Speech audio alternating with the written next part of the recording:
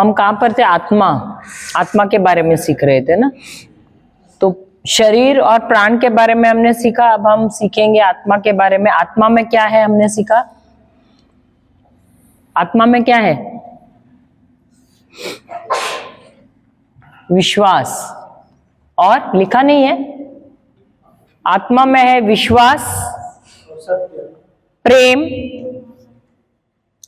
सत्य वचन। अच्छा, ईश्वर का वचन,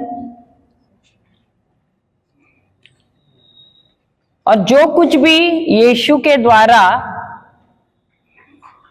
यीशु ने जो कुछ भी हमारे लिए, नहीं मैं बता दूंगी, ये अभी मैं सिर्फ ऐसे ही बोल रही हूँ, बाद में मैं नोट्स दूंगी। जो कुछ भी यीशु ने हमारे लिए हासिल किया उस क्रूस पर, वो सारी आशीषें कहाँ पर है? हमारी आत्मा में है। Hallelujah, hallelujah. हम जाते हैं दूसरा पेत्रस का दूसरा पत्र, अध्याय 1 वचन 3। 2 पीटर 1:3। 2 पेतरुस का पहला पत्र है और दूसरा पत्र है, तो दूसरा पत्र लेना, अध्याय 1।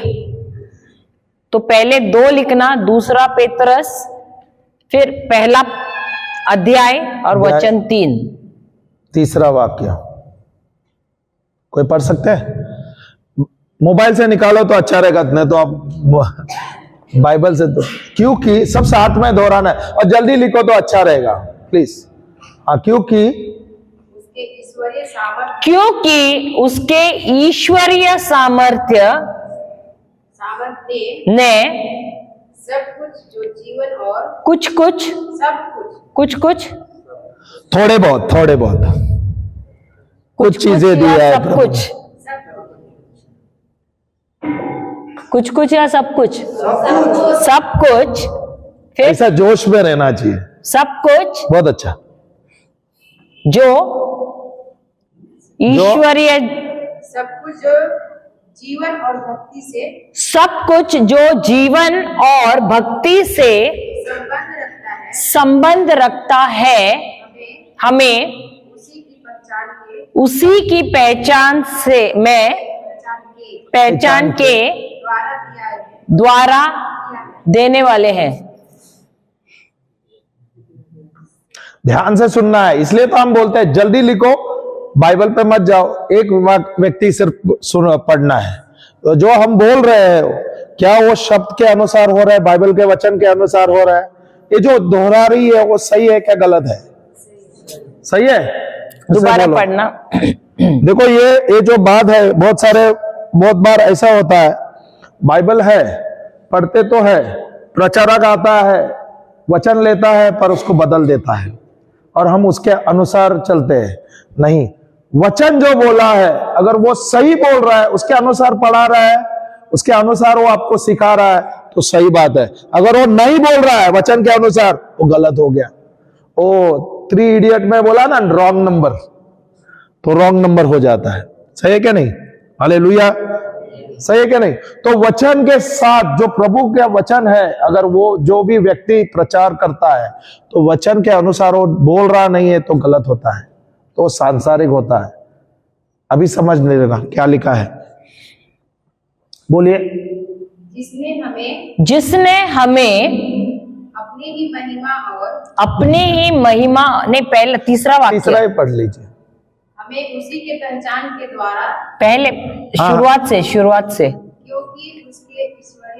क्योंकि उसके ईश्वरीय सामर्थ्य ने, ईश्वरीय सामर्थ्य क्या है? हाँ, वही सामर्थ्य। ईश्वरीय सामर्थ्य क्या है? डिवाइन पावर बोलता है ना, ईश्वरीय सामर्थ्य। ईश्वर का सामर्थ्य है उसका अनुग्रह। क्या है? उसका अनुग्रह। उसका अनुग्रह क्या होता है? कृपा या अनुग्रह, इसका मतलब क्या है?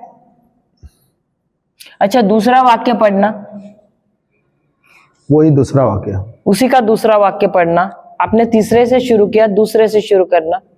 हमें उसी के पहचान के द्वारा, नहीं 2 पेतरुस 1:2 पढ़ना। हाँ, अध्याय दूसरा, वचन दूसरा।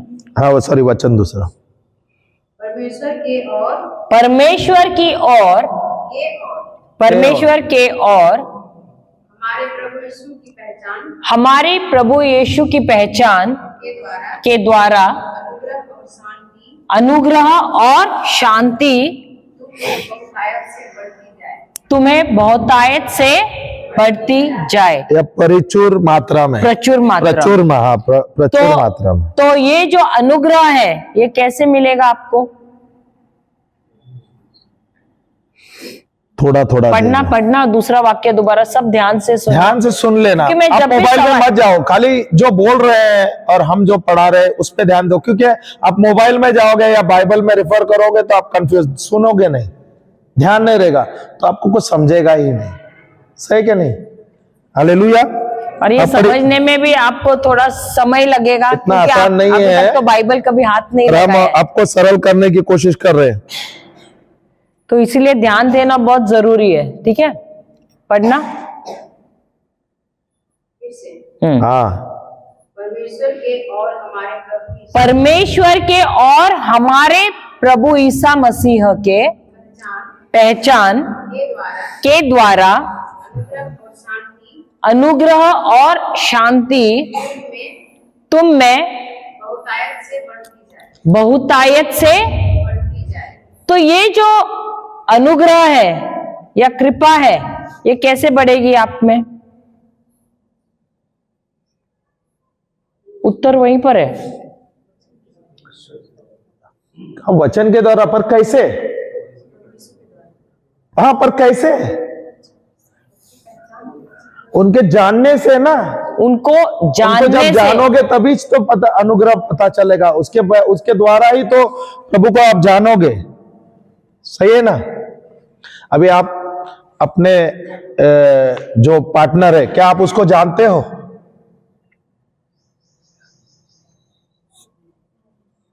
आप ईश्वर को जानते हो?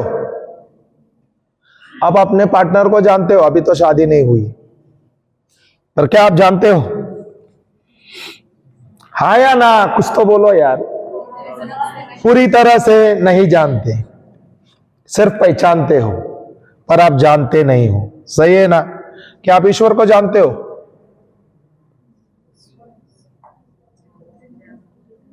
पूरी तरह से नहीं जानते। सही है क्या? जानने का मतलब क्या हुआ? जानने का मतलब क्या है? जानना क्या है?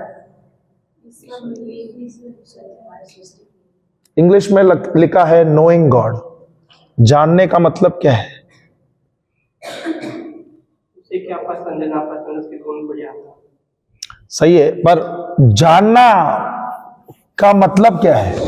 जानना, शब्द जानना, उसका मतलब क्या है? हाँ, सीखना नहीं। जानने का मतलब क्या है? जानना। अब आप बोलते हैं ना, मैं मेरी बहन को पहचानता हूं, पर क्या मैं जानता हूं? मैं इस दोस्त को मैं जानता हूं, क्या मैं पहचानता हूं? क्या मैं जानता हूं?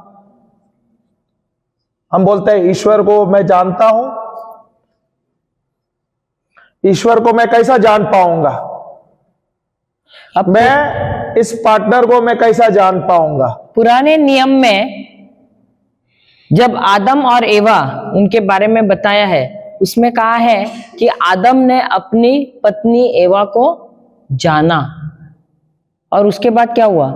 वो गर्भवती हुई और उसने एक पुत्र को जन्म दिया। कब? जब आदम ने एवा को जाना। तो हम ईश्वर को कैसे जानेंगे? उनके वचन के द्वारा।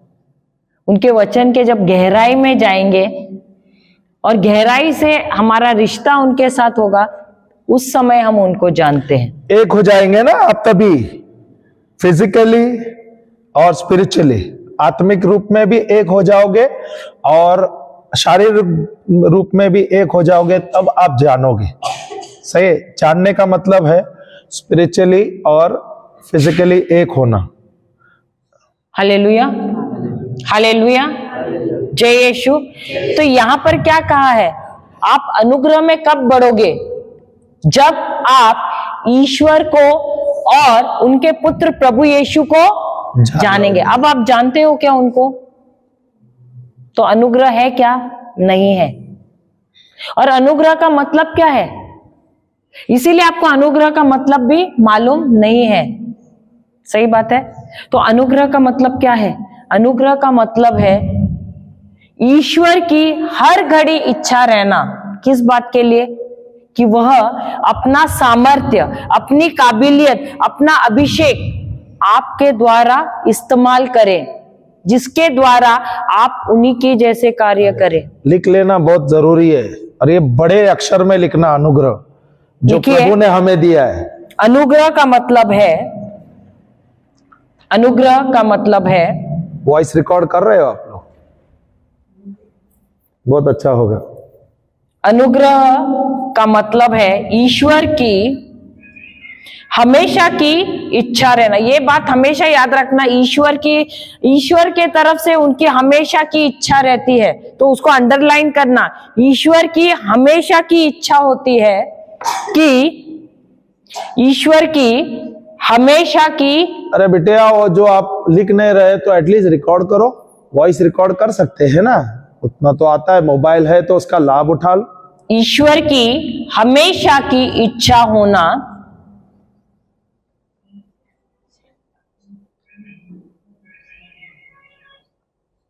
अपनी क्षमता, अपनी क्षमता, अपनी काबिलियत,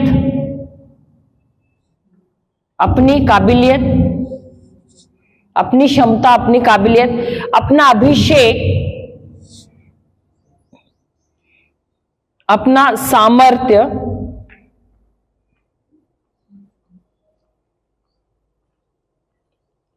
हमारे द्वारा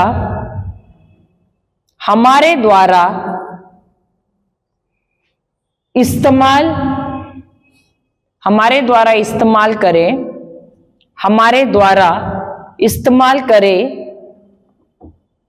जिससे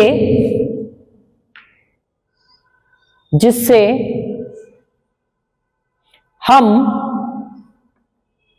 उन्हीं के तरह कार्य करें, जिससे हम उन्हीं की तरह कार्य करें,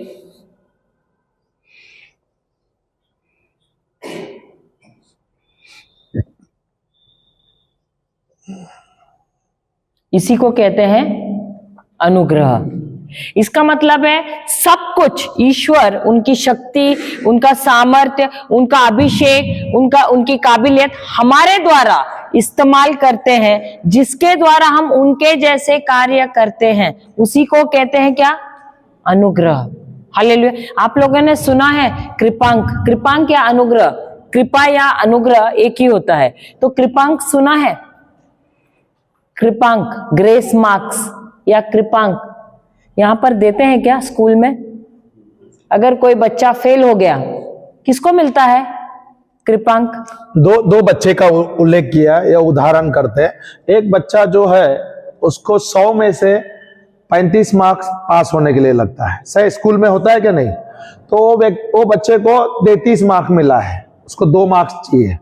दूसरा बच्चा बहुत ही तेज है, उसको 99 मिला है, 1 मार्क्स मिला तो उसको फुल मार्क्स मिलेगा। Hallelujah, hallelujah. अभी ये जो अनुग्रह किसको दिया जाएगा? कम मार्क्स मिलेगा। जो फेल हो गया उसको ही मिलेगा ना? क्या उसको, जिसको 99 मिला है उसको मिलेगा? उसको तो मिला है अनुग्रह, सही है, वो तो पास हुआ है, वो टॉपर है, सही है। पर जो बच्चा है उसको 33 मार्क मिला है, 2 मार्क मिलना, जो अनुग्रह मिला है उसके द्वारा भी क्या हुआ? वो क्वालिफाई हुआ है कि नहीं? सही कि नहीं? वो पास हुआ कि नहीं? एक बात याद रखना, जिसको 99 मार्क मिले हैं उसको अनुग्रह की जरूरत ही नहीं है। क्यों? क्योंकि वो अपने बुद्धिमत्ता से पास हो गया है, उसको जरूरत नहीं है। लेकिन जो फेल हुआ है, अनुग्रह हमेशा उसी को मिलता है जो फेल हुआ है। ये बात हमेशा याद रखना कि जो फेल हुआ है, जो लायक ही नहीं है, उसी को अनुग्रह रहता है। क्या हम लायक थे? साथ में बोले, बोल। क्या हम लायक हैं? हाँ या नहीं? अगर आप कहते हैं हम लायक हैं पास होने के लिए, तो इसका मतलब है हम सबसे पहले, हाँ, क्या बोले? हमको अनुग्रह के हम काबिल ही नहीं है फिर। लेकिन क्योंकि हम फेल हुए हैं, हम उस लायक ही नहीं है, इसलिए हमको ईश्वर के अनुग्रह की जरूरत है। पर हम फेल क्यों हुए? हम फेल हुए पाप के द्वारा, सही है, पर पाप कहां से आया?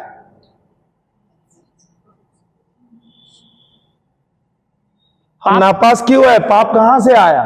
पाप आया हमारे पूर्वज से, हवा और आदम से आया, सही है क्या नहीं? तो वहां से पाप हमारे अंदर जुड़ गया, और यीशु के द्वारा जब उसने क्रूस पर हमारा पाप ले लिया, वहां पे हम नई सृष्टि बन गए।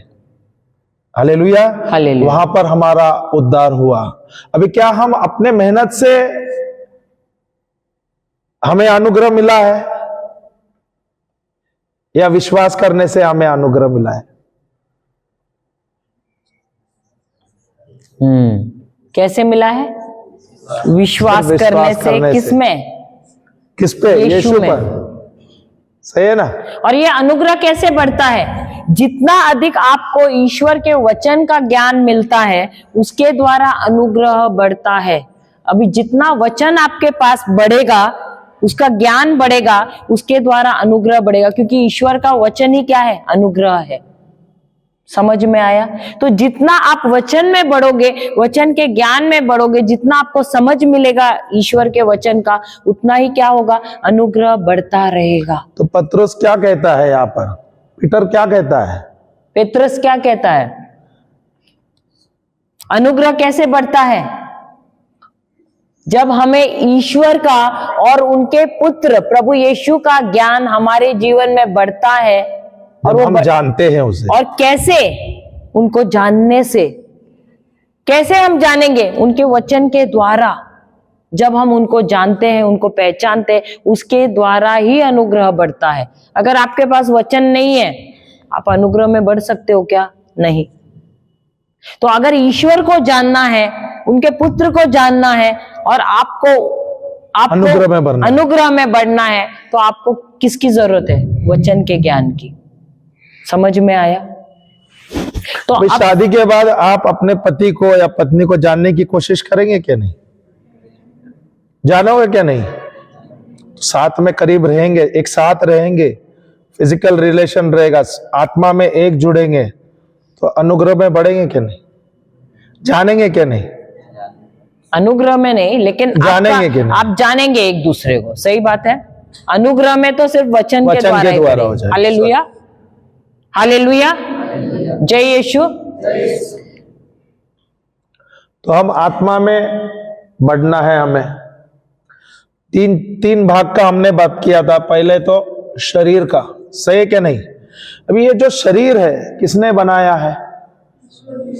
क्या मनुष्य ने इसका कुछ निर्माण किया है? इस शरीर का, माल का, कोई भी चीज का निर्माण नहीं किया है, सही है क्या नहीं? बनाने वाला कौन है? तो ये शरीर सामर्थ्य है क्या नहीं? पवित्र है क्या नहीं? Hallelujah, hallelujah, hallelujah. क्या इस शरीर को हमें ध्यान देना चाहिए क्या नहीं? क्या हम ध्यान दे रहे हैं? एक मिनट, उससे पहले हम वो वचन खत्म करते हैं। हमने वहीं पर छोड़ दिया वो वचन। ओके, उसके बाद जाएंगे। दूसरा पेत्रस अध्याय 1 3 वचन अब लेना। क्योंकि उसके 2 पेत्रस 1:3, 2 और 3 ले रहे थे ना, तीसरा वचन ले रहे हैं। क्योंकि उसके ईश्वरीय सामर्थ्य क्या है? उनका अनुग्रह है। वो ईश्वरीय सामर्थ्य ने सब कुछ जो जीवन और भक्ति से संबंध रखता है, हमें उसी की पहचान के द्वारा दिया है। दिया है या देने वाले हैं? दिया है या देने वाले हैं? तो दिया है तो कहां पर है? कहां पर है? कहां पर है? बोलते बोलते रुक गई, बोल तो रही थी। कहां पर है अनुग्रह? सामर्थ्य कहां पर है? हमारे आत्मा में। Hallelujah, hallelujah. लेकिन ये आप कब प्राप्त कर सकते हो? क्योंकि देखो, जब हम इब्रानियों का किताब अध्याय 11 तीसरा वचन हमने किया था, क्योंकि जो कुछ भी ईश्वर ने बनाया इस पृथ्वी पे कैसे लाया? आध्यात्मिक दुनिया से उन्होंने कहा लाया है, इस पृथ्वी पर लाया है। सही बात है। वैसे ही जो कुछ भी प्रभु यीशु ने हमारे लिए हासिल किया वो कहां पर है? उन्होंने जमा किया है। कहां पर? हमारी आत्मा में। कहां पर? हमारी आत्मा में। और जो कुछ भी आत्मा में है वो क्या है? अदृश्य है। जो कुछ भी हमारी आत्मा में है वो अदृश्य है, नजर नहीं आता है। तो अगर हमको जो कुछ भी आत्मा में है या आध्यात्मिक दुनिया में है उसको इस पृथ्वी पर लाना है, तो कैसे लाना है? विश्वास के ही द्वारा।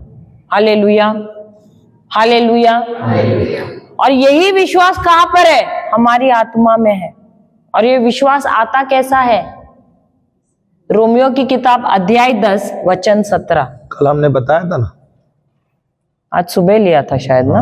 रोमियो की किताब अध्याय 10 वचन 17 देखिए, विश्वास कैसे आता है। कोई पढ़ो तो।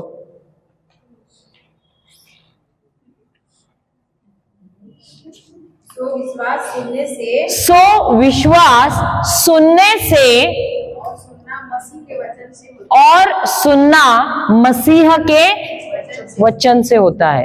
तो जितना आप वचन को, क्या एक ही बार सुनने से विश्वास आएगा? नहीं। अगर आप आए अभी रिट्रीट में, आपने वचन सुना फिर वापस चले गए, विश्वास आएगा? नहीं। आप आए हैं 5-6 दिन के लिए, सही बात है, तो जितना वचन सुनेंगे उतना तक रहेगा विश्वास, लेकिन आप छोड़ दिया तो रहेगा विश्वास? नहीं। अगर विश्वास आना है तो लगातार आपको सुनते रहना है। जैसे अगर आपने कहा कि मैं आज खाना खाता हूं, अभी उसके बाद मैं 1 साल तक खाना नहीं खाऊंगा, क्या होगा शरीर का? रहेगा क्या शरीर? दिखाई दोगे क्या आप? वैसे ही जैसे इस शरीर को अगर आपको मजबूत बनाना है, इस पृथ्वी पर अगर आपको जीना है, आपको खाना समय समय पर खाना पड़ता है कि नहीं? उसी प्रकार अगर आपके विश्वास को बढ़ना है तो आपको क्या करना है? वचन सुनते रहना है, सुनते रहना है, सुनते रहना है। डर आता है क्या नहीं आता है? अगर कोई न्यूज आप सुनते हैं टीवी में, आप देखो एक न्यूज डाल दिया, एक कुछ हादसा हुआ, वो टीवी वाला क्या करेगा? न्यूज वाला क्या करेगा? दिन भर वो वही न्यूज को डालेगा। अब क्या हुआ आपके अंदर? डर बैठा है क्या नहीं? डर बैठता है क्या नहीं? वैसा ही विश्वास को आपको बढ़ाना है। विश्वास कैसे आएगा? बाहर आना, बार बार आएगा, पर वो कैसे आएगा? वचन सुनने से। तो मुझे एक वचन लेना है, उसकी घोषणा करना है। वचन जो है बाइबल से मुझे लेना है, मुझे लेके उसकी घोषणा करना है। अभी सुनता कौन है? जब मैं शब्द बोलता हूं सुनता कौन है? जब मैं वचन बोलता हूं सुनता कौन है? सबसे पहला मैं सुनता हूं। ये जो मेरा कान है वो मेरे आत्मिक मुंह है। सही है, मैं सुनता हूं, यहां से ये मेरे हृदय में जाता है। जो शब्द मेरे हृदय से निकलता है वो मेरे शरीर को या दूसरों के जीवन में परिवर्तन लाता है। सही है। एक बात याद रखना है, जिस प्रकार ये शरीर में अगर आपको भोजन लेना है तो ये आपका मुंह है। सही बात है। इसके द्वारा ही तो डालते कि यहां से डालते हो या यहां से डालते हो? कहां से डालते हो? मुंह से। ये मुंह है ना, यहां से डालते हो तो ये खाना कहां जाता है? पेट में जाता है। उसी प्रकार अगर आत्मा में आपको मजबूत होना है, भोजन तो लेना है, उसका मुंह कहां पर है? ये है। तो यहां से ईश्वर का वचन जाता है, क्योंकि ये है मुंह आत्मा का। तो कानों के द्वारा आप सुनते हो, और ये आध्यात्मिक कान, ये बाहर के कान नहीं, आध्यात्मिक कान होते हैं, वहां से प्रवेश करता है शब्द ईश्वर का, और यही जाता है आपकी आत्मा में। आपकी आत्मा अंदर है, ये कलेजे का टुकड़ा नहीं है, लेकिन अंदर है यहाँ पर, और वहां वो वचन जाता है। और जितना आप सुनते रहते हो वचन को, क्या होता है? आपका आत्मा मजबूत होता है। और जब समस्या आती है आपके जीवन में और आप मुंह अब खोलते हो, और जो आत्मा में आपने जमा किया है वचन, उस वचन को जब आप बोलते हो, अब ये वचन क्या है? सामर्थ्य से भरा है। विश्वास से भरा हुआ है। और जब आप ये वचन बोलते हो, ये जो विश्वास से भरा हुआ शब्द है वो जाता है आध्यात्मिक दुनिया में, और वहां से आपके जीवन में जो भी समस्या के लिए आपने शब्द बोला है वही चीज लेकर आता है। अगर चंगाई के संबंध में आपने वचन बोला है तो वो जाता है आध्यात्मिक दुनिया में और वहां से आपके लिए चंगाई लाता है। तो जो विश्वास है वो वेटर का काम करता है। वेटर के जैसे हम तुलना कर सकते हैं। विश्वास जो है, अभी आप होटल में जाते हो, उदाहरण होटल में जाते हो, ओके, आप जाके परिवार के साथ जाके होटल पे जाके बैठे, तो वहां पर एक वेटर आता है क्या नहीं? तो आता है, वो क्या करेगा? एक लेके आएगा, मेनू कार्ड तो देगा, सही है। मेनू कार्ड क्या है? ईश्वर का वचन, सही है। अभी क्या है, वो आएगा और आपके पास आएगा, आपको पूछेगा क्या क्या चाहिए, तो आप बोलोगे काफी सारे आइटम, हालेलुया, और वो ले जाएगा, आपने जो बोल दिया है वो देगा और वो निकल जाएगा। अभी आप वहां पर बैठे हैं, सही है, आप लोग आपके परिवार के साथ हैं, तो क्या आप चिंता कर रहे हैं कि ये वेटर आने वाला है क्या नहीं, खाना लाने वाला है क्या नहीं? आप तो अपना मस्त में पानी पी रहे हैं, आपस में बात कर रहे हैं। 5 मिनट हुआ, 10 मिनट हुआ, 15 मिनट हुआ, कभी कभी आपने जो ऑर्डर दिया है आधा घंटा भी लग जाता है। क्या आप टेंशन लेते हैं क्या? और जब में आपने ऑर्डर दिया है, अगर आपने ऑर्डर दिया है, क्या आप वो वेटर के साथ आप किचन में जाते हो क्या? क्या आप टेंशन लेते हो क्या? आपको पता है जब मैंने ऑर्डर दिया है वो वेटर जाएगा और मेरे लिए लेके ही आएगा, और वो भी जो मैंने ऑर्डर किया है, जो मैंने ऑर्डर दिया वही लेके आ जाएगा। सही है क्या नहीं? अभी आपको ये यकीन है क्या नहीं? आप चिंता करते हो क्या? हालेलुया। वैसा विश्वास होना है। तो विश्वास भी वेटर नहीं है, लेकिन वेटर के जैसा है। कार्य उदाहरण करता दिया है। है। तो जब आप बोलते हो चंगाई का वचन, तो यही विश्वास जाता है आध्यात्मिक दुनिया में। जो यीशु ने आपके लिए चंगाई तैयार किया है, उस चंगाई को लेकर आता है जब आप उसके संबंध में वचन बोलते हो। समझ में आया? जो भी समस्या है उसके लिए बाइबल में आपको वचन दिया हुआ है। जब आप उसके अनुसार जब आप वचन बोलते हो, तो ये जो आपका विश्वास है वो क्या करता है? वो जाता है आध्यात्मिक दुनिया में और वही चीजें आपके जीवन में लेकर आता है। अरे विश्वास ने क्या लेके गया है? विश्वास क्या लेके जाता है? आपके मुंह से निकला हुआ शब्द, ईश्वरीय शब्द, सही है क्या नहीं? सही है क्या नहीं? वो जाता है, जब आपके मुंह से शब्द निकलता है वो सुनता है विश्वास, वो वेटर जैसा कार्य करता है। जब तक वो कार्य संपूर्ण नहीं करता तब तक वो आता नहीं है। जिस प्रकार ये प्राकृतिक वेटर है इस दुनिया का, वो क्या करता है? जाता है किचन में, रसोई घर में जाता है, ऑर्डर देता है और वहां से लेकर आता है और आपको खिलाता है। सही बात है? उसी प्रकार ये जो विश्वास है वो भी वेटर का काम करता है। वो जाता है, जो कुछ अभी जो हमने मेनू कहा कार्ड है वो क्या है? आत्मिक दुनिया में मेनू कार्ड हमारा क्या है? बाइबल है, बाइबल का वचन है, सही है ना? देखिए सांसारिक रूप में हम लोग को जो वेटर आके एक मेनू कार्ड देगा क्या नहीं? फिर हमको ऑर्डर करना है, रोटी ऑर्डर करो, चावल ऑर्डर करो, जो भी सब्जी है ऑर्डर करते हैं क्या नहीं? अब मेनू देख के करते हैं, सही है? क्या आपने वो मेनू में लिखा है, वो बोला मुझे ये मेनू का नहीं चाहिए, मुझे और कुछ चाहिए, वो देगा क्या वेटर? नहीं देगा ना। तो मेरा जो मेनू क्या है? बाइबल है, बाइबल का वचन है। क्या मैं ये लेता हूं? क्या मुझे याद है? क्या मुझे प्रभु ने उसके स्वरूप में बनाया है और मुझे प्रभु ने ही शब्द दिया है, सही है क्या नहीं? तो क्या मैं ईश्वर का शब्द लेता हूं, बाइबल का शब्द लेता हूं और मैं बोलता हूं?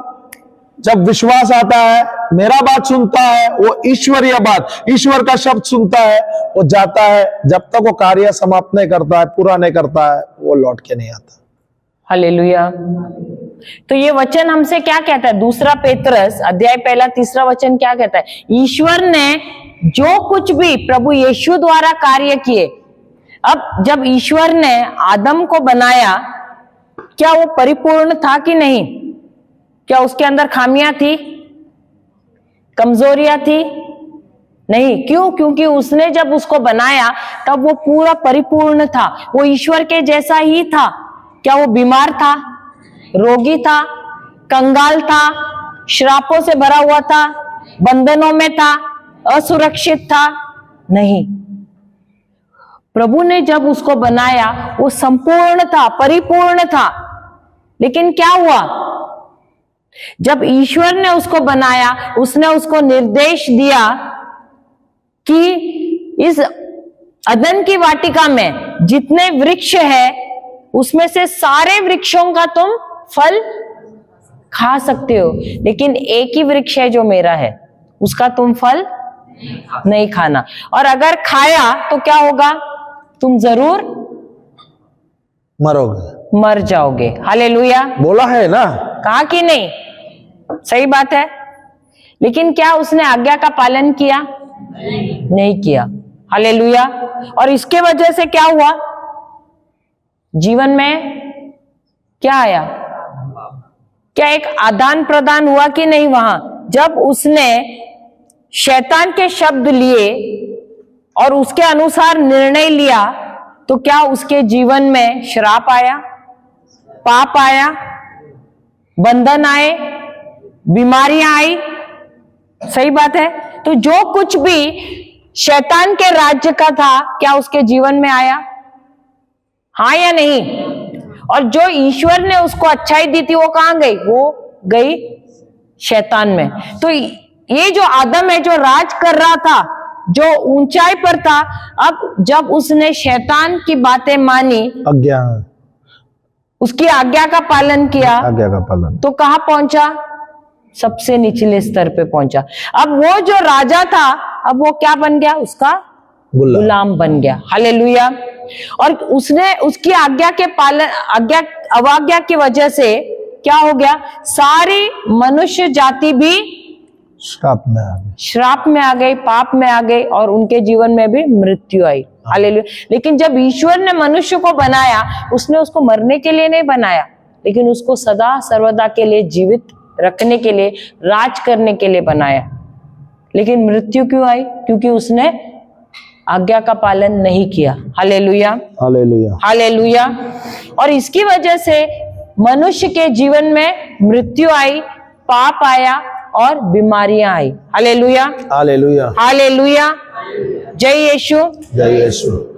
और उसके बाद ईश्वर को अपने ही पुत्र को भेजना पड़ा ताकि उसके द्वारा हमको क्या मिले? उद्धार मिले। ये योजना थी ईश्वर की। और प्रभु यीशु यहां पर आए तो उन्होंने क्या किया? सारे नियमों का पालन किया और हमको सारे श्रापों से, पापों से, बीमारियों से छुटकारा दे दिया। मैं चाहती हूं कि आप सब खड़े रह जाएं कुछ देर के लिए। मुझे मालूम है आप लोगों ने बाइबल नहीं पढ़ा तो आपको बहुत भारी हो रहा है ये। होता है 2 मिनट के लिए। Hallelujah, hallelujah. सब बोलिए hallelujah, hallelujah, hallelujah, hallelujah, hallelujah, hallelujah, hallelujah. मुंह खोल के बोलिए hallelujah, hallelujah, hallelujah, hallelujah, hallelujah, hallelujah, hallelujah.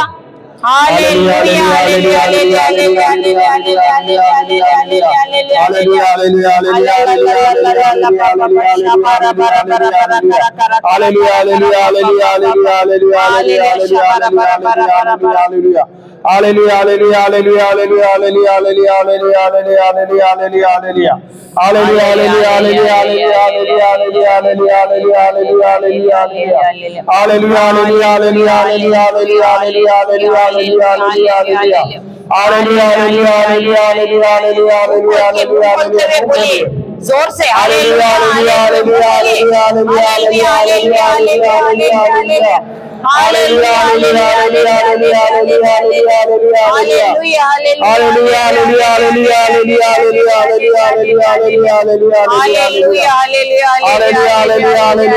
Hallelujah. बैठिए।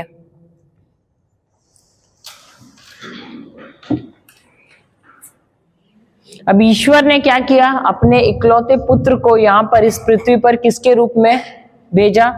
मनुष्य के रूप में भेजा। देखो, अगर वो आत्मा में यहाँ पर आते तो वो पृथ्वी पर योग्य नहीं ठहरते, तो उसको मनुष्य के ही रूप में आना था और इसीलिए माता मरियम से अनुमति लेना पड़ा। उन्होंने जब देवदूत इब्राहिम को भेजा संदेश लेकर और माता मरियम ने अनुमति दे दी, उसने प्रभु से उसने स्वीकार किया उसने उस संदेश को, और उस वचन पर जब उसने मनन चिंतन किया तो पवित्र आत्मा उस पर छाया रहा और वो गर्भवती बनी और उसने प्रभु यीशु को जन्म दे दिया। हालेलुया। और प्रभु यीशु ने क्या किया? सारे नियमों का पालन किया, सारे आज्ञाओं का पालन किया, जो आज्ञाओं का पालन हमको करना था। हमारा प्रतिनिधित्व करते हुए हर एक आज्ञा का पालन किया अपने पिता का, और उन्होंने हमको उद्धार दिया। Hallelujah, hallelujah. और जब उनके इस बलिदान में वो आए यहाँ पर मनुष्य रूप में, क्रूस पर चढ़े हमारे लिए, और वो मर गए, उनको दफनाया गया और तीसरे दिन वो पुनर्जीवित हो गए। जब उनके इन कार्यों में हम विश्वास करते हैं तब हम सबका नए सिरे से जन्म होता है। क्या होता है? नए सिरे से जन्म होता है। Hallelujah, hallelujah. क्योंकि पहला पेतरस, जाइए पहला पेतरस, नहीं 1 कोरिन्थियन, पहला पेतरस अध्याय 1 वचन, पहला पेतरस वचन अध्याय 1 वचन 23, पहला पत्र पेतरस का अध्याय 1 वचन 23 पढ़िए। क्योंकि तुमने नाशमान नहीं पर अविनाशी बीज से परमेश्वर के जीवते और सदा ठहरने वाले वचन के द्वारा नया जन्म पाया है। तो पहला जन्म कैसा था? विनाशकारी बीज के द्वारा था कि नहीं? कैसे? विनाशकारी बीज के द्वारा कैसे हुआ? जब तुम्हारा जन्म अपने माता पिता के द्वारा हुआ, माँ ने अपना अंडा दिया, पिता ने अपना बीज दिया, सहमत होते हुए दिया ना एक दूसरे को बीज। सही बात है? हाँ या नहीं? क्या आप ऐसे आसमान से टपक गए नीचे? हाँ, खजूर पे अटकता था और खजूर पे अटके। Hallelujah, hallelujah. कैसे हुआ? माता पिता दोनों सहमत हुए, माँ ने अपना अंडा देने के लिए तैयार हुई और पिता ने अपना बीज दिया, शुक्राणु दिया। तो उससे क्या हुआ? आपने जन्म लिया। और वो कौन सा बीज था? वो विनाशकारी बीज था। क्यों? क्योंकि उसमें भ्रष्टाचार था। Hallelujah, hallelujah. तो ये पाप किससे आया? पाप किससे आया? फल किसने खाया? किसने खाया? फल किसने खाया? पाप किसके द्वारा आया?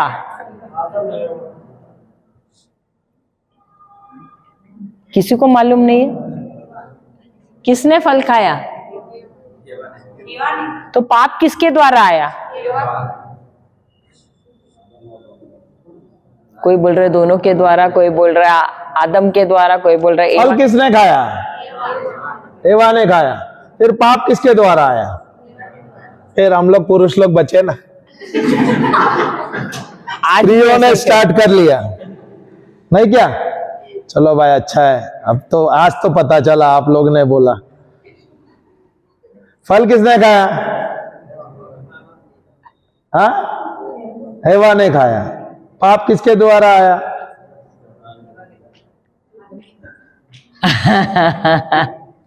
कंफ्यूजन हो गया ना अभी।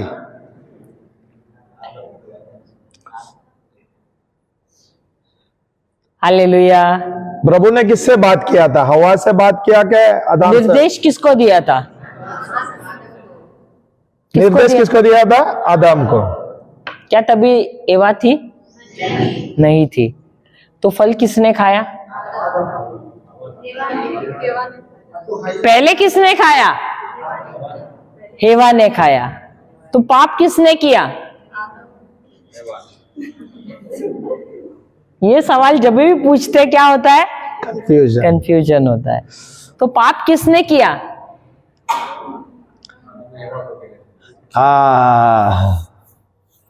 निर्देश किसको मिला था? हवा ने आदम को खिलाया ना। निर्देश किसको मिला था? आदम को मिला था। एवा को मिला था क्या? ईश्वर ने नहीं दिया था डायरेक्ट, लेकिन ईश्वर ने निर्देश दिया था आदम को। फल भले ही उसने खाया, वो फल लेकर गई आदम के पास, लेकिन आदम बोल सकता था कि मैं फल नहीं खाऊंगा क्योंकि ईश्वर ने मुझे निर्देश दिया है कि मुझे फल नहीं खाना है।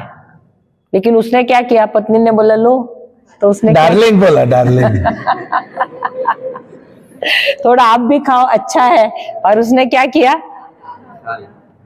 क्योंकि उसको मालूम था अगर मैं नहीं खाऊंगा तो क्या होगा, मैं उसे गवा बैठूंगा। सही बात है।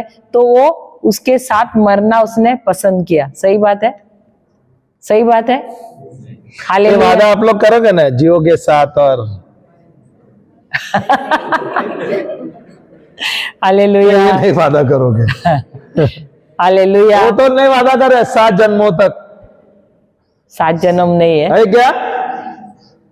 अरे पूछ रहा है क्या? नहीं, हाँ या ना में जवाब दो यार। एक ही जन्म है। पति मेरा परमेश्वर, ये भी डायलॉग होता है। पति परमेश्वर है क्या? सिर्फ एक ही परमेश्वर है? अच्छा है। तो क्या 7 जन्म कैंसिल है क्या? नहीं, एक ही बस हुआ क्या? नहीं, 7 जन्म अगर वही पति रहेगा तो फिर क्या होगा? अरे यार ये जन्म में मिला, आगे मत मिल। सब सीरियस हो गए यार। हालेलुया। बोल बोल, पाप किधर से आया? तो पाप कहां से आया? कंटिन्यू कर। आदम से आया, क्योंकि निर्देश किसको दिया था? आदम को दिया था। हालेलुया। और क्योंकि उसने पाप किया, पाप किसके द्वारा आया? पुरुष के द्वारा। हालेलुया। तो उसके बाद जो भी पीढ़ी हुई, उसको उसने पाप नहीं किया पापी बनने के लिए, लेकिन उसको पापी बनाया गया। अभी उदाहरण, आप लोग बहुत सारे सब किसानी है, सही है क्या? नहीं, तकरीबन सब है। अभी आपके पास एक बीज है जो आप खेत में डाल रहे हैं, आपके जमीन में डाल रहे हैं। अगर वो बीज करप्ट है, उसमें कोई भ्रष्ट है, तो फल क्या मिलेगा? अच्छा फल मिलेगा? अच्छा मिलेगा? नहीं। उसके अंदर जो फल के अंदर जो बीज है, उसमें वो अच्छा बीज आएगा। क्यों? क्योंकि जो बीज है वो भ्रष्ट है, करप्ट है। सही है क्या? नहीं। अभी जो आदम के द्वारा हम जो पैदा हुए, क्योंकि उसने आज्ञा का पालन नहीं किया था, क्या हुआ? जो बीज है वो भ्रष्ट हुआ क्या? नहीं। तो उसके द्वारा जो संतान पैदा हुए, तो पैदा हुआ वो करप्शन में आया क्या? नहीं। इसलिए करप्शन में से दूर करने के लिए परमेश्वर को कुछ योजना करना पड़ा, उसे अपने पुत्र को भेजना पड़ा यहां पर। आए क्या? नहीं यीशु। तो उसने आज्ञा का पालन किया है क्या? नहीं। तो यीशु को भी दूसरा आदम कहा गया है कि नहीं? बाइबल में कहा गया है यीशु दूसरा आदम है। पहला आदम कैसे मरा? वो अपने पत्नी एवा के साथ मरा। सही बात है। लेकिन यीशु, उसने क्या किया? उसने आज्ञा का पालन किया और वो अपनी दुल्हन, हम कौन है? हम उनकी दुल्हन है, हमारे लिए मरा। समझ में आया? अंतर है दोनों में, अंतर अच्छा है कि नहीं? उन्होंने हमारे पाप, हमारे श्राप, हमारी कंगाली, हमारी पीड़ा अपने ऊपर लेते हुए वो हमारे लिए मरा, हमारे साथ नहीं। उन्होंने हमारी जगह उस क्रूस पर लेते हुए हमारे लिए मरा। हालेलुया। और उसके द्वारा जब हम उनके इस बलिदान में विश्वास करते हैं, उनके मृत्यु में उनको दफनाया गया और उनका पुनरुत्थान हुआ है। जब इस चीज में हम विश्वास करते हैं तब क्या होता है, हमको उद्धार मिलता है। यही ये वचन कहता है, हम एक नई सृष्टि बन जाते हैं। तो हमारा पहला जन्म किसके द्वारा हुआ है? आदम और एवा के पाप से। हमारे माता पिता जब एक हुए उससे हमारा जन्म हुआ है, जो है विनाशकारी बीज। लेकिन जब दूसरा जन्म हमारा कब होता है? जब हम यीशु के बलिदान में विश्वास करते हैं, तब होता है हमारा नए सिरे से जन्म। और ये जन्म कहाँ का है? शरीर का नहीं है, आत्मा का। हमारा आत्मा आदम के पाप के वजह से मर गया था। जो मृत्यु ईश्वर ने कहा है वहां पर तुम जरूर मर जाओगे, वो क्या है? वो आत्मिक मृत्यु है, शरीर की ही नहीं लेकिन आध्यात्मिक मृत्यु, आपकी आत्मा की मृत्यु, जिसके वजह से आप ईश्वर से दूर हो गए थे। हालेलुया। उनका आदम और एवा जब अदन की वाटिका में थे, ईश्वर रोज आते थे उनको मिलने के लिए, लेकिन जैसे उन्होंने आज्ञा का उल्लंघन किया, उसके बाद क्या हुआ? आत्मा में वो ईश्वर से जुदा हो गए, आत्मा में वो मर गए। और जब तक यीशु नहीं आए तब तक हर एक व्यक्ति वैसा ही आत्मा में ये ईश्वर को नहीं जानता था, इसलिए आत्मा में मरा हुआ था। आज भी जो प्रभु यीशु को नहीं जानता है वो सिर्फ चलता फिरता मुर्दा ही बोल सकते हैं उसको। क्यों? क्योंकि वो यीशु को जानता ही नहीं है, वो विश्वास ही नहीं करता है। भले उसके पास कितनी गाड़ियां हैं, अच्छी नौकरी हो, महल हो, कुछ भी हो, वो इंसान इस संसार में धनी रहेगा और वो कंगाल चलता है, फिरता मुर्दा ही है वो, क्योंकि वो यीशु को जानता नहीं, आत्मा मरा हुआ है। क्योंकि उसका आत्मा मरा हुआ है। तो वो अगर ईश्वर आप को लोग जानता यहाँ पे नहीं। इस संसार में बड़े बड़े दिग्गज जो धनी लोग समझते हैं ना, जो है इस संसार में जो राज भी कर रहे हैं, वो धनी है क्या? हम सब जो विश्वासी है, जो प्रभु यीशु को विश्वास करते हैं, पर विश्वास करते हैं और हम हृदय से उसको मानते हैं, मुंह से अंगीकार करते हैं, हम धनी है क्या? वो बड़े उद्योगपति वो धनी है। क्योंकि हम गारंटी के साथ कह सकते हैं अगर अब भी हम मरे तो हम स्वर्ग जाएंगे, लेकिन क्या वो गारंटी दे सकते हैं? तो कौन धनवान है, हम है कि वो है? पर आप लोग बोल रहे हैं ना, मैं गरीब हूं, मैं कंगाल हूं, ये हमारा शब्द होता है क्या? नहीं। आप धनी हो क्या कंगाल हो? कॉन्ग्रेचुलेशंस। हालेलुया, वो अलग टॉपिक है फिर, नहीं तो हम वहां घुस जाएंगे। Hallelujah, hallelujah, hallelujah. तो क्या हम आत्मा में परिपूर्ण हुए क्या नहीं? हुए क्या नहीं?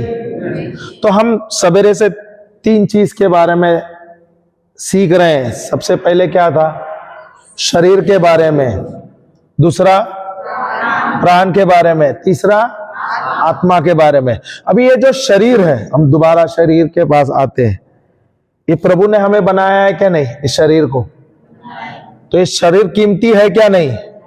आपको पता है, मैंने कुछ दिन पहले एक यूट्यूब में देखा था, यूट्यूब में तोल रहे थे अपने अपने शरीर को, तो बोले वो 500 करोड़ से ज्यादा अधिक एक व्यक्ति का कीमत है।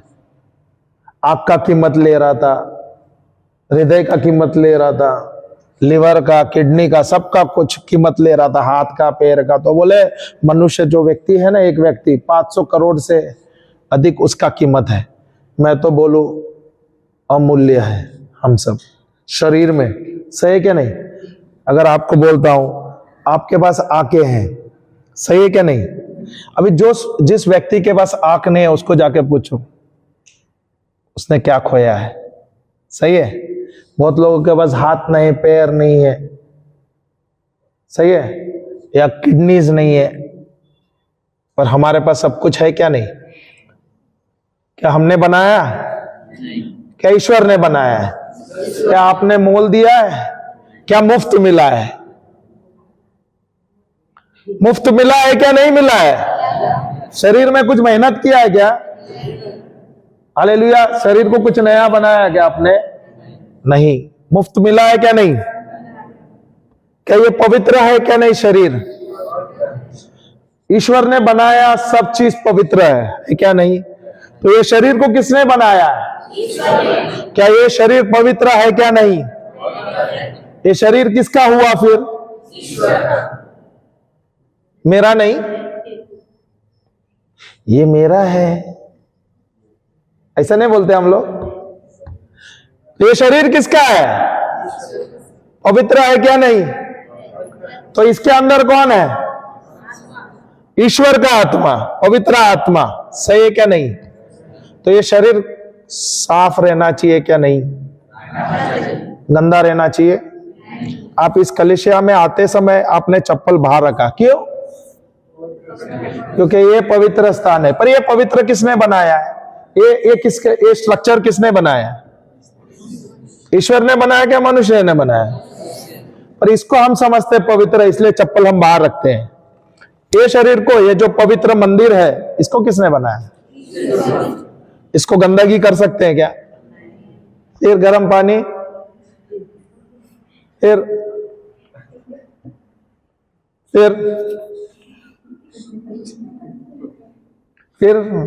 समझ गया क्या नहीं? परमिशन है क्या नहीं है? नहीं है ना? शादी होने वाली है, शादी में रहने वाला है क्या नहीं? आप लोग नहीं रखेंगे ना? रखोगे क्या नहीं? रखेंगे? मैं तो नहीं पीऊंगा, पर दूसरे को दूंगा। मैं स्वर्ग जाऊंगा, दूसरे का पता नहीं। Hallelujah, hallelujah. तो ये जो मंदिर है, जो ईश्वर ने बनाया है, इसके अंदर क्या हम कुछ गलत कर सकते हैं? हम अनजान थे, अज्ञान थे, तो चल रहा था, हमें पहचान नहीं था, समझ नहीं था। और ये शरीर के अंदर कोई गंदगी नहीं डाल सकता, क्योंकि ये पवित्र है और इसके अंदर पवित्र आत्मा निवास करता है।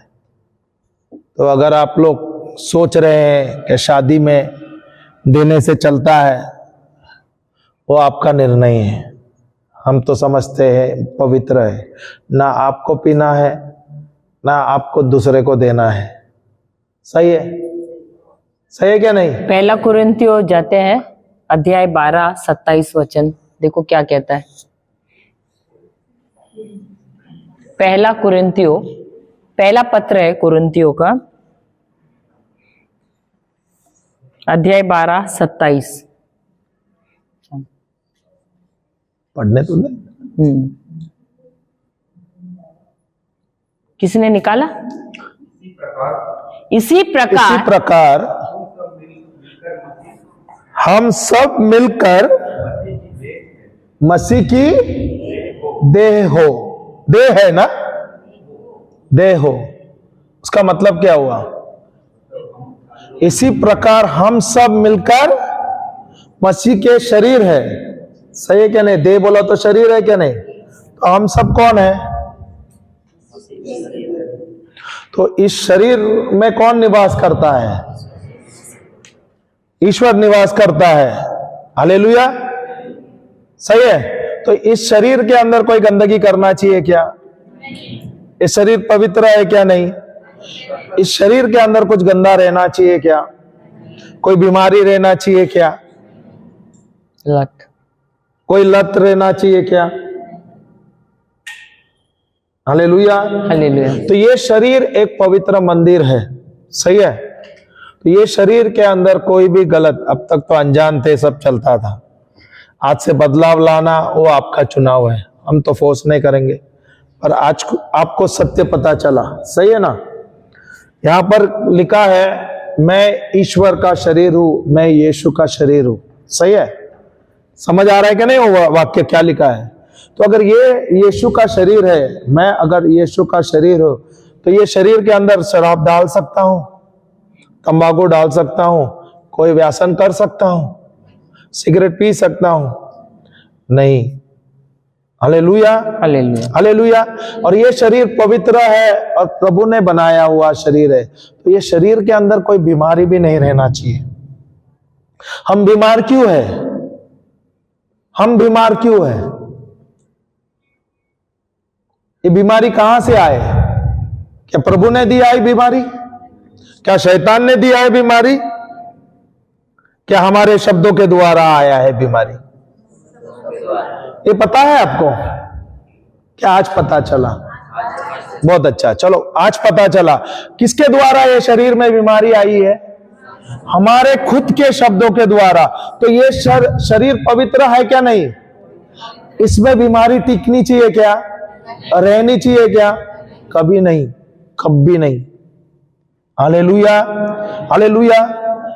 अगर आपको अच्छा जीवन जीना है, स्वस्थ जीवन जीना है, तो आप रोज ये वचन का घोषणा कर सकते हैं।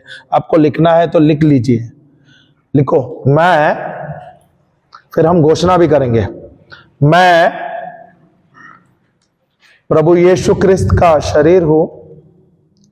मैं प्रभु यीशु क्रिस्त का शरीर हूं।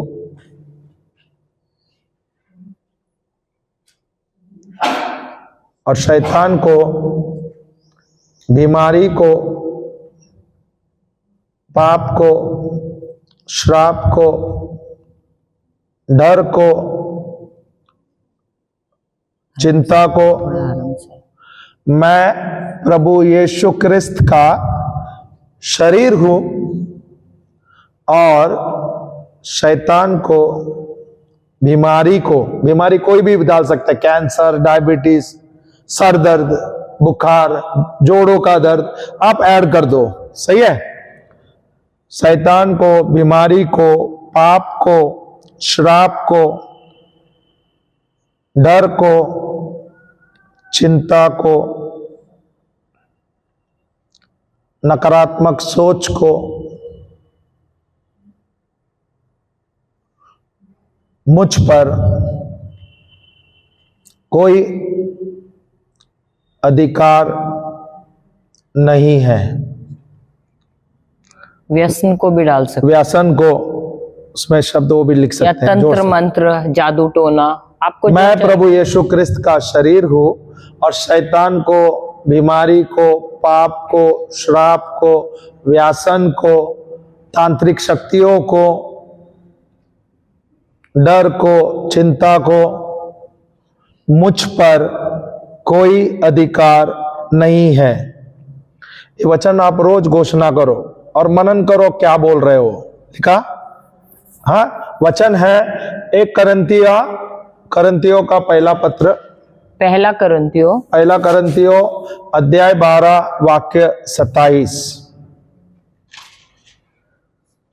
दूसरा एक और वचन लेना, 1 करंतियों 3:16। पहला करंतियों अध्याय 3 वाक्य 16। उसमें लिखा है, मैं ईश्वर का मंदिर हूं। ये भी ऐसा भी बोल सकते हैं, मैं ईश्वर का मंदिर हूं और शैतान को, बीमारी को, पाप को, श्राप को मुझ पर कोई अधिकार नहीं है। तो वचन में दे रहा हूं ताकि आप ये घोषणा कर सकते हैं। हालेलुया। तो ये जो शरीर है, लिखा है क्या? नहीं लिखा? सबने लिखा? किसने नहीं लिखा? नहीं लिखा तो लिख लेना और ये रोज घोषणा करो, आप कभी बीमार नहीं रहोगे। जो हम आपको सिखा रहे हैं, हम साथ में बोलेंगे भी क्या? ये वचन बोलना है। बहुत सारे लिख नहीं रहे, तो हम एटलीस्ट उसको याद कर सकते हैं, हमारे हृदय में रख सकते हैं क्या? नहीं। हालेलुया। तो सब साथ में बोलेंगे। आंखें बंद करो और कल्पना करो प्रभु हमारे अंदर है, ईश्वर का आत्मा हमारे अंदर है, पवित्र आत्मा हमारे अंदर है और ये शरीर ईश्वर का मंदिर है। बोलिए मेरे साथ, मैं प्रभु यीशु क्रिस्त का शरीर हूं और शैतान को, बीमारी को, पाप को, श्राप को, डर को, चिंता को, व्यसन को, तंत्र मंत्र को मुझ पर कोई अधिकार नहीं है। मैं प्रभु यीशु क्रिस्त का प्रभु यीशु क्रिस्त का शरीर हूँ शरीर हूँ और शैतान को, और शैतान को, बीमारी को, पाप को, श्राप को, डर को, चिंता को, तंत्र मंत्र को मुझ पर कोई अधिकार नहीं है। मैं प्रभु यीशु क्रिस्त का शरीर हूँ और शैतान को, बीमारी को, पाप को, श्राप को, डर को, चिंता को, तांत्रिक शक्तियों को मुझ पर कोई अधिकार नहीं है। मैं और मेरा परिवार यीशु क्रिस्त का शरीर है और शैतान को, बीमारी को, पाप को, श्राप को, डर को, व्यसन को, चिंता को, तांत्रिक शक्तियों को, श्राप को हम पर कोई अधिकार नहीं है। मैं और मेरा परिवार यीशु क्रिस्त का शरीर है और शैतान को, बीमारी को, पाप को, श्राप को, डर को, चिंता को, व्यसन को, तंत्र मंत्र को हम पर कोई अधिकार नहीं है। मैं और मेरा परिवार यीशु क्रिस्त का शरीर है और शैतान को, बीमारी को, पाप को, श्राप को, डर को, चिंता को, व्यसन को, तंत्र मंत्र को हम पर कोई अधिकार नहीं है। मैं प्रभु यीशु क्रिस्त का शरीर हूँ और शैतान को, बीमारी को, पाप को, श्राप को, डर को, चिंता को, व्यसन को, तंत्र मंत्र को हम पर कोई अधिकार नहीं है। Hallelujah, hallelujah, hallelujah, hallelujah. जय यीशु, जय यीशु, जय यीशु, जय यीशु। तो ये शरीर किसका है? ईश्वर का मंदिर है, सही है ना? और इसके अंदर कौन है? ईश्वर का आत्मा, पवित्र आत्मा निवास करता है। हमारे शरीर के अंदर तृतीय देव निवास कर रहा है। तो आप साधारण व्यक्ति नहीं है, आप अद्भुत है। Hallelujah, hallelujah, hallelujah, hallelujah. आपका सोच आपको बदलना है। आपके अंदर ईश्वर का सामर्थ्य है। आत्मा में परमेश्वर ने आपको उनके स्वरूप में बनाया है, उनके जैसे बनाया है। आप अपने आप को अगर साधारण या तुच्छ बोल रहे हो तो गलत होता है, सही है ना? Hallelujah, hallelujah. शरीर का भाग में हमने बताया कि ये शरीर ईश्वर का मंदिर है। दूसरा क्या था? शरीर, प्राण और आत्मा था। दूसरा क्या था? प्राण। प्राण में क्या है? मन है क्या नहीं है? Hallelujah, hallelujah, hallelujah. हालेलुया। अभी ये मन किसका होना चाहिए? ईश्वर का मन होना चाहिए। पर मेरा मन कहां पर है और कैसा है? ईश्वर के अनुसार मेरा मन है या ईश्वर का मन है या मेरा मन सांसारिक है, संसार के बारे में, चिंता के बारे में? Hallelujah, hallelujah. मेरा मन कैसा होना चाहिए? ईश्वर का मन होना चाहिए। कोई प्रमाण है? वचन याद है? लिखेंगे, जरूरी है, इसलिए तो हम दे रहे हैं आपको। पहला पत्र कुरिन्थियों का अध्याय 2 वाक्य 16। पहला पत्र कुरिन्थियों का 1 Corinthians 2:16। 2 अध्याय 2 वचन 16। लिख भी देना, जो हम बोलने वाले हैं, जिसकी घोषणा करने वाले। मुझ में, लिखो, मुझ में प्रभु यीशु का मन है। मुझ में प्रभु यीशु का मन है। उसके आगे जोड़ भी देना, मुझ में प्रभु यीशु का मन है और ईश्वर की प्रज्ञा मुझ में है। मुझ में प्रभु यीशु क्रिस्त का मन है और ईश्वर की प्रज्ञा मुझ में है। ये जो वचन हम दे रहे हैं, ये वचन आपको रोज घोषणा करना है। यही आपको आपके जीवन में विजय लाएगा। इसके द्वारा आपका आत्मा मजबूत हो जाएगा। लिखा क्या सबने? सब साथ में बोलेंगे? लिख लिया?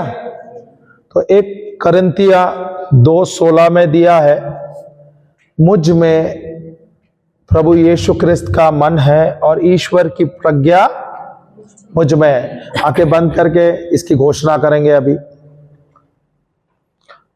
मुझ में यीशु का मन है और ईश्वर की प्रज्ञा मुझ में है। मुझ में प्रभु यीशु क्रिस्त का मन है और ईश्वर की प्रज्ञा मुझ में है। मुझ में प्रभु यीशु क्रिस्त का मन है और ईश्वर की प्रज्ञा मुझ में है। मुझ में प्रभु यीशु क्रिस्त का मन है और ईश्वर की प्रज्ञा मुझ में है। मुझ में प्रभु यीशु क्रिस्त का मन है और ईश्वर की प्रज्ञा मुझ में है। मुझ में प्रभु यीशु क्रिस्त का मन है और ईश्वर की प्रज्ञा मुझ में है। मुझ में प्रभु यीशु क्रिस्त का मन है और ईश्वर की प्रज्ञा मुझ में है। Hallelujah, hallelujah, hallelujah. तो हम शरीर के बारे में बोले, हम यीशु के शरीर है। सही है क्या नहीं? मन किसका है? यीशु का मन है। हालेलुया। अभी आत्मा के लिए भी चाहिए क्या नहीं? सबूत है? कौन सा है? लूका का पुस्तक 4:18 लेते हैं।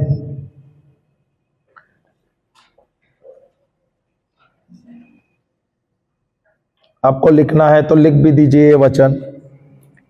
प्रभु यीशु क्रिस्त का आत्मा मुझ में है, मुझ पे है। प्रभु यीशु का आत्मा मुझ में है। प्रभु यीशु ने मुझे अभिषेक किया है। प्रभु यीशु का आत्मा मुझ में है। प्रभु यीशु ने मुझे अभिषेक किया है। मुझे अपने प्रेम में भरा है। मुझे अपने प्रेम में भरा है और मुझे सारे बंधनों से मुक्त कर दिया है। प्रभु यीशु का आत्मा मुझ में है। प्रभु यीशु ने मुझे अभिषेक किया है। मुझे अपने प्रेम में भरा है और मुझे सारे बंधनों से मुक्त कर दिया है। प्रभु यीशु का आत्मा मुझ में है। प्रभु यीशु ने मुझे अभिषेक किया है। मुझे अपने प्रेम में भरा है और मुझे सारे बंधनों से मुक्त कर दिया है। हालेलुया। लूका का पुस्तक 4:18, संत लूका का पुस्तक अध्याय 4 वाक्य 18, वो एक भाग है, वही आप ले रहे हैं। हालेलुया। लिख दिया क्या सबने? इसकी घोषणा भी हम करेंगे, सब साथ साथ बोलेंगे। प्रभु यीशु क्रिस्त का आत्मा मुझ में है। प्रभु यीशु ने मुझे अभिषेक किया है। मुझे अपने प्रेम में भरा है और मुझे सारे बंधनों से मुक्त कर दिया है। प्रभु यीशु का आत्मा मुझ में है। प्रभु यीशु ने मुझे अभिषेक किया है, अभिषेक किया है, मुझे अपने प्रेम में भरा है, मुझे अपने प्रेम में भरा है, और मुझे सारे बंधनों से मुक्त कर दिया है। मुक्त कर दिया है। प्रभु यीशु का आत्मा प्रभु यीशु का आत्मा मुझ में है। मुझ में है। प्रभु यीशु ने मुझे अभिषेक किया है, मुझे अभिषेक किया है, मुझे अपने प्रेम में भरा है, मुझे अपने प्रेम में भरा और है, मुझे सारे बंधनों से मुक्त कर दिया है। मुक्त कर दिया है। प्रभु यीशु का आत्मा प्रभु यीशु का आत्मा मुझ में है। मुझ में है। प्रभु यीशु ने मुझे अभिषेक किया है, मुझे अभिषेक किया है, मुझे अपने प्रेम में भरा है, मुझे अपने प्रेम में भरा है, और मुझे सारे बंधनों से मुक्त कर दिया है। मुक्त कर दिया। प्रभु यीशु का आत्मा प्रभु यीशु का आत्मा मुझ में है। मुझ में है। प्रभु यीशु ने मुझे अभिषेक किया है, मुझे अभिषेक किया है, मुझे अपने प्रेम में भरा है, मुझे अपने प्रेम में भरा और है, मुझे सारे बंधनों से मुक्त कर दिया है। मुक्त कर दिया है। प्रभु यीशु का आत्मा प्रभु यीशु का आत्मा मुझ में है। मुझ में है। प्रभु यीशु ने मुझे अभिषेक किया है, अभिषेक किया है, मुझे अपने प्रेम में भरा है, मुझे अपने प्रेम में भरा और है, मुझे सारे बंधनों से मुक्त कर दिया है। मुक्त कर दिया है। Hallelujah, hallelujah, hallelujah, hallelujah. जय यीशु, जय यीशु। तो किसी के शरीर में कोई पीड़ा है, कोई दर्द है, कोई जोड़ों में दर्द है, सीखना है कि नहीं चंगाई पाना? आंख दर्द कर रहा है, सर दर्द कर रहा है, सर दर्द है क्या? चेहरे में दर्द है? चेहरे में दर्द है, दोनों साइड? यहाँ टेम्पल्स, ये पोर्शन, ये खड़े हो जाओ। और कोई है सर दर्द या बदन दर्द? किसी और को है सर दर्द या बदन दर्द? कमर दर्द, जोड़ों का दर्द, सर दर्द? जोड़ों का बाद में, पहले सर दर्द के लिए। किसी को है सर दर्द? शरीर में दर्द, भारीपन लग रहा है? नहीं है? तो इनको सर दर्द है। हम जाते हैं यशाया की किताब, अध्याय 61 वचन 3। यशाया 61 वचन 3। कोई पढ़ सकता है जल्दी से? यशाया, आइजाया 61:3। 61 का 3, अध्याय 61 वचन 3। हम आपको सिखाना चाहते हैं कि आप कैसे अपने आप को चंगा कर सकते हो, ठीक है, वचन के द्वारा।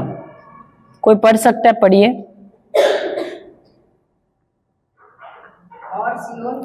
और सियोन के विलाप करने वालों के सिर पर की राख दूर करके सुंदर पगड़ी बांध दूं कि उनका विलाप दूर करके हर्ष का तेल लगाऊं और उनकी उदासी हटाकर यश का ओढ़ना उड़ाऊं, जिससे वे धर्म के बांझ वृक्ष और यहोवा के लगाए हुए कहलाएं, और जिससे उसकी महिमा प्रकट हो। ये वचन, और कोई है दूसरा ट्रांसलेशन? यही है। तो ये वचन क्या कह रहा है, समझा आप लोगों को? ये वचन ये हमसे कह रहा है कि हम दुख में रहते हैं या आनंद में रहते हैं, क्या हम कपड़े पहनते हैं उस समय? हाँ या नहीं? हर समय पहनते हैं या सिर्फ आनंदित रहते हैं तभी? हर समय, सही बात है। तो वैसे ही जब हम स्तुति कब देते हैं? जब हम चर्च में आते हैं, सही बात है। कब देते हैं? अरे आप ईश्वर लोग स्तुति कभी देते हो? स्तुति देते हो क्या नहीं? ईश्वर को स्तुति देते हो कि नहीं? कब देते हैं? जब मिसा का समय होता है तब, ईसा के समय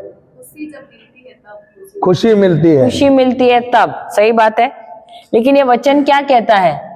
हमको कब स्तुति करना है? हर घड़ी करना है। और अधिकतर जब शरीर भारी लगता है उस समय भी हमको क्या करना है? टैबलेट लेना है या स्तुति करना है?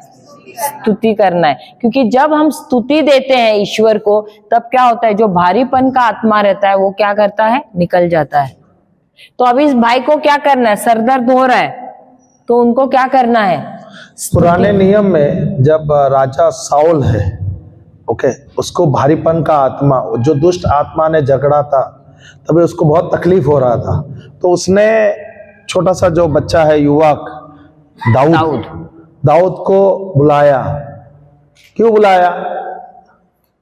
उसकी म्यूजिक मिनिस्ट्री थी, वो बीन बजाता था। सही है क्या नहीं? हालेलुया। सारंग बजाता था। सही है।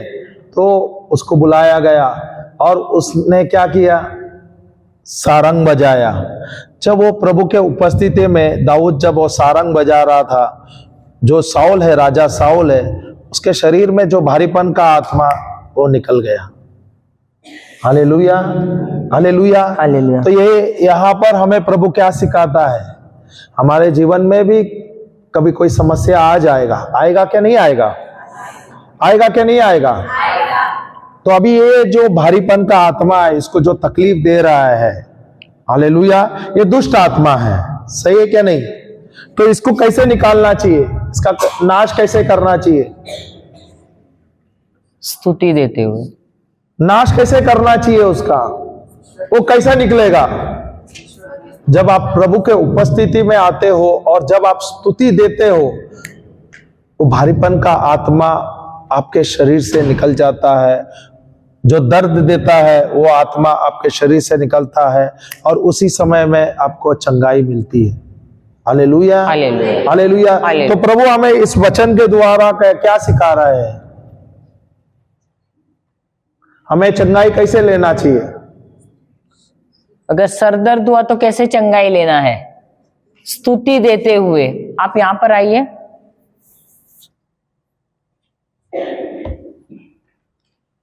आंख बंद कीजिए, लीजिए माइक, लीजिए। आंखें बंद करो, कल्पना करो प्रभु को, कल्पना कीजिए प्रभु यीशु को क्रूस पर देखना। क्रूस पर देख लीजिए। उनके सर पे कांटों का मुकुट है। आप सब भी स्तुति दे सकते हैं। सब आंखें बंद कीजिए और कल्पना करो प्रभु यीशु को कल्पना करते हुए देखिए उनके सर पे कांटों का मुकुट है।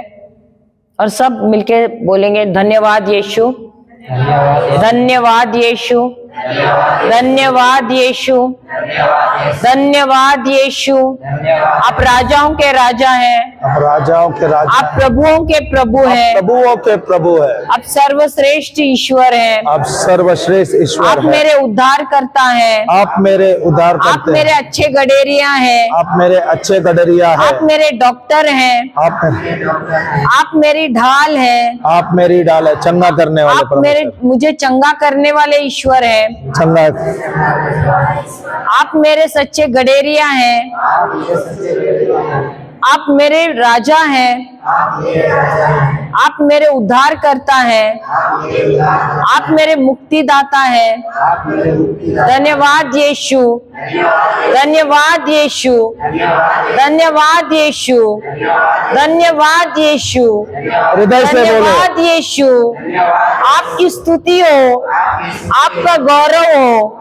धन्यवाद यीशु, धन्यवाद यीशु। विश्वास से बोलना, धन्यवाद यीशु, धन्यवाद यीशु, धन्यवाद यीशु, धन्यवाद यीशु। बोलिए hallelujah, hallelujah, hallelujah, hallelujah, hallelujah, hallelujah, hallelujah, hallelujah, hallelujah, hallelujah, hallelujah, hallelujah, hallelujah, hallelujah, hallelujah. साथ में सब बोलिए, hallelujah, hallelujah, hallelujah, hallelujah, hallelujah. मुंह खोलो यार, hallelujah, hallelujah, hallelujah, hallelujah, hallelujah, hallelujah, hallelujah, hallelujah, hallelujah. Hallelujah, hallelujah, hallelujah, hallelujah, hallelujah. Hallelujah और तेज। Hallelujah hallelujah hallelujah hallelujah hallelujah hallelujah hallelujah hallelujah hallelujah hallelujah hallelujah hallelujah hallelujah hallelujah hallelujah hallelujah hallelujah hallelujah hallelujah. धन्यवाद यीशु। देखिए sir चेहरे को छू लो ना, दर्द है क्या देखो, नहीं निकल गया। सर है सर है, सर है सर निकलने ना, हाँ सर है, सर है। दर्द है, नहीं दर्द नहीं निकल गया। जी हमने कैसे हाथ निकल रखा? गया? क्या हमने हाथ रख के प्रार्थना किया या स्तुति से चला गया? स्तुति से गर्मी लग रहा है हाँ, वो गर्मी प्रभु क्या है? का अभिषेक है। वो just hallelujah. Let him thank for some time. आंखें बंद कीजिए और धन्यवाद सब देते रहिए। प्रभु हम का सब मिलके उपस्थिति धन्यवाद यहाँ देते पर हैं है। प्रभु को। आंखें बंद तो कीजिए। प्रभु को थोड़े धन्यवाद देंगे। धन्यवाद देना यीशु, जरूरी है। प्रभु यहाँ पर है हमारे बीच में। धन्यवाद यीशु, धन्यवाद यीशु, धन्यवाद यीशु, धन्यवाद यीशु, धन्यवाद यीशु, धन्यवाद यीशु, धन्यवाद यीशु, धन्यवाद यीशु, धन्यवाद यीशु। प्रभु आपका उपस्थिति यहाँ पर है, आपका सामर्थ हमारे अंदर है, आपका प्रेम हमारे अंदर है, आपकी चंगाई हमारे अंदर है। धन्यवाद यीशु, प्रभु आपने हमें अपने प्रेम में भरा है, आपका प्रेम हमारे अंदर बह रहा है, धन्यवाद यीशु, आपका लहू हमारे अंदर बह रहा है, आपकी चंगाई हमारे अंदर बह रहा है। आपका लहू ने हमें हर एक बंधनों से, हर एक श्राप से, हर एक पीड़ा से, हर एक दर्द से, चिंता से मुक्त कर दिया है। धन्यवाद यीशु, प्रभु आपका अभिषेक हमारे अंदर है, धन्यवाद यीशु, आपकी शांति हमारे अंदर बह रहा है। धन्यवाद यीशु, प्रभु आपकी उपस्थिति हमें आराम दे रहा है, हमें शांति मिल रही है, धन्यवाद कि आप हमारे बीच में हैं, आप हमारे अंदर हैं।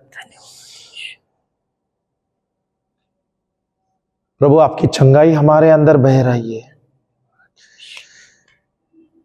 धन्यवाद यीशु, धन्यवाद यीशु, धन्यवाद मेरे यीशु, धन्यवाद यीशु, धन्यवाद मेरे यीशु, धन्यवाद यीशु, धन्यवाद मेरे यीशु, धन्यवाद मेरे यीशु, धन्यवाद यीशु। प्रभु यीशु, प्रभु यीशु, आपका लहू मुझ में बह रहा है, लहू मुझ में बह, आपकी चंगाई मुझ में बह रहा है, चंगाई मुझ में बह, आपका प्रेम मुझ में बह रहा है। प्रेम मुझ में बह, आपके लहू द्वारा आपके लहू द्वारा मैं सारे श्रापों से, सारे श्राप, सारे बंधनों से, सारे बंधनों, डर से, डर से, सारे बीमारियों से सारे बीमारी मुक्त हो गया हूँ, तो हो गया, मुक्त हो गया हूँ, तो हो गया, मुक्त हो गया हूँ। तो हो गया। धन्यवाद मेरे यीशु, धन्यवाद मेरे, धन्यवाद मेरे यीशु। धन्यवाद मेरे, आपकी चंगाई मुझ में बह रही है, आपकी चंगाई मुझ में बह, आपकी चंगाई मुझ में बह रही है, आपकी चंगाई मुझ में, आपका सामर्थ्य मुझ में बह रहा है, सामर्थ्य मुझ में, आपका प्रेम मुझ में बह रहा है। प्रेम मुझ में, धन्यवाद मेरे यीशु, धन्यवाद मेरे यीशु, धन्यवाद मेरे यीशु। Hallelujah, hallelujah, hallelujah. प्रभु की शांति आपके अंदर बह रहा है, प्रभु का प्रेम आपके अंदर बह रहा है, प्रभु की चंगाई आपके अंदर बह रहा है। स्वयं प्रभु आपके अंदर निवास कर रहा है, प्रभु का प्रेम आप अनुभव कर रहे हैं। इस शरीर मंदिर है, ईश्वर का आत्मा आपके अंदर निवास कर रहा है, पवित्र आत्मा आपके अंदर निवास कर रहा है, तृतीय देव आपके अंदर निवास कर रहा है।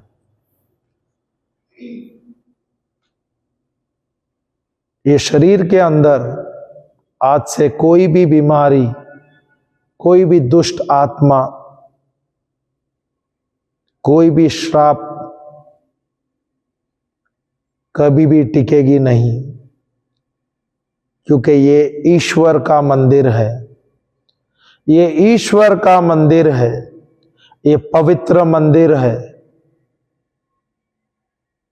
आज से कोई भी दुष्ट आत्मा इसको नाश नहीं कर पाएगा, कोई भी बीमारी उसको छू नहीं पाएगा।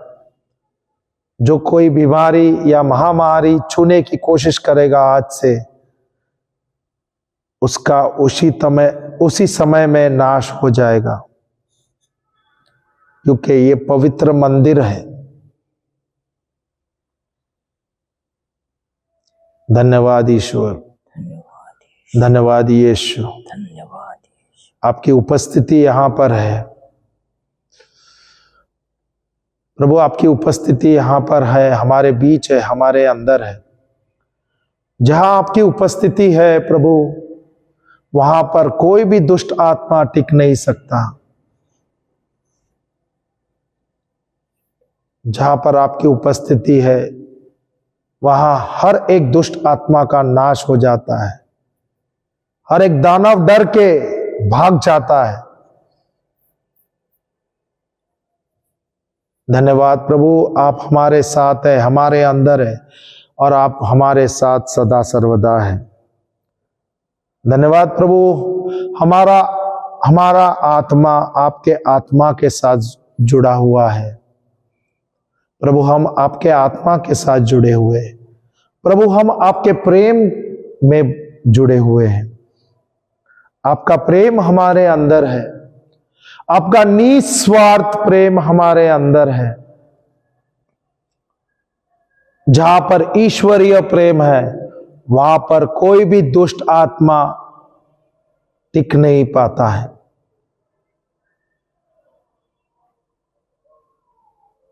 ईश्वरीय प्रेम आपके अंदर बह रहा है, ईश्वर की शांति आपके अंदर बह रही है, ईश्वर की चंगाई आपके अंदर बह रही है। यीशु का लहू आपके अंदर बह रहा है, अभी अनुभव कीजिए, ईश्वर की शांति का अनुभव कीजिए। जहां पर प्रभु है वहां पर शांति है, जहां पर प्रभु है वहां पर आराम ही आराम है। हम आराम कर रहे हैं क्योंकि यीशु ने सारा कार्य संपूर्ण कर लिया है। हम आराम कर रहे हैं क्योंकि यीशु ने हमें विजय दे दिया है। यीशु के द्वारा हमें शांति मिल गई है।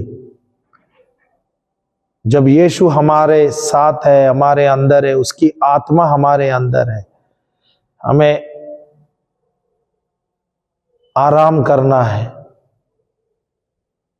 क्योंकि यीशु ने हमें विजय दे दिया है। ईश्वर ने अपना प्रेम हमारे अंदर उंडेला है, ईश्वरीय प्रेम हमारे अंदर है। ईश्वर स्वयं प्रेम है क्योंकि हम उनके बच्चे हैं। हमारे अंदर ईश्वरीय प्रेम है, निस्वार्थ प्रेम है। धन्यवाद मेरे यीशु, धन्यवाद मेरे यीशु। आप हमारे अंदर निवास कर रहे हैं, आपका आत्मा हमारे अंदर निवास कर रहे हैं। धन्यवाद मेरे ईश्वर, ये जो जीवन आपने हमें दिया है ये साधारण जीवन नहीं है प्रभु। आपने हमें अपने स्वरूप में बनाया है, अपने जैसे बनाया है और आपका सामर्थ्य हमारे अंदर दिया है।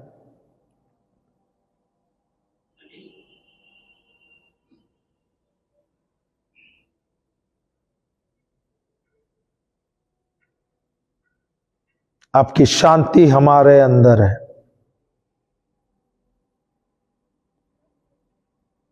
प्रभु, आपकी शांति हमारे अंदर है। आज से जो जीवन हम जिएंगे प्रभु, वो हमारे खुद के लिए नहीं जिएंगे प्रभु, सिर्फ और सिर्फ आप ही के लिए, आप ही के महिमा के लिए जिएंगे प्रभु। ये जो नया जीवन आपने हमें दिया है यीशु की देन है, ईश्वर का अनुग्रह है, ईश्वर का प्रेम हमारे अंदर है। धन्यवाद मेरे यीशु, धन्यवाद मेरे ईश्वर, धन्यवाद पवित्र आत्मा।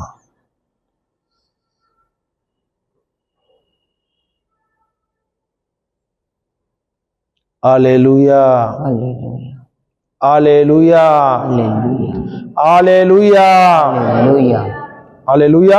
हालेलुया।